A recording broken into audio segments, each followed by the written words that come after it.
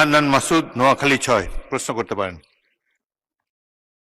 আমি আমার নির্বাচনী এলাকা নোয়াখালী 6 হাতিয়া, ওই অঞ্চলে প্রচুর নদী ভাঙ্গনের কারণে প্রতি বছরই অনেক শিক্ষা প্রতিষ্ঠানকে স্থানান্তর করা হচ্ছে, কিন্তু সেই সকল শিক্ষা প্রতিষ্ঠান, প্রাথমিক এবং মাধ্যমিক শিক্ষা প্রতিষ্ঠানগুলো ওগুলা নিয়মিত বরাদ্দ না পাওয়ার কারণে এবং ওই প্রতিষ্ঠানগুলোর শিক্ষার্থী যারা আছে তাদের একটা তালিকা করে তারা ঠিক মতো পরবর্তীতে অন্য কোনো শিক্ষা প্রতিষ্ঠানে ভর্তি হতে পারতেছে কিনা, শুধু হাতিয়া নয়, এরকম নদী ভাঙ্গন প্রবণ যত এলাকা রয়েছে ওই সকল অঞ্চলের শিক্ষার্থীরা ঠিক মতো অন্য শিক্ষা প্রতিষ্ঠানে ভর্তি হচ্ছে কিনা নাকি ঝরে পড়ে যাচ্ছে, এই তালিকা করার জন্য শিক্ষা মন্ত্রণালয়ের পক্ষ থেকে কোনো উদ্যোগ আছে কিনা।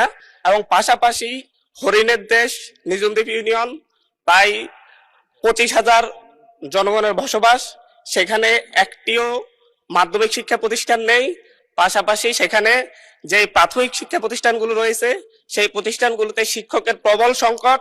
এই ব্যাপারে পিছিয়ে পড়া জনগোষ্ঠীর জন্য এবং আমাদের প্রত্যন্ত গ্রামাঞ্চলে শিক্ষা ব্যবস্থা পৌঁছে দেওয়ার জন্য সরকারের নতুন কোনো উদ্যোগ আছে কিনা সে ব্যাপারে আমি মাননীয় শিক্ষামন্ত্রীর কাছে জানতে চাই।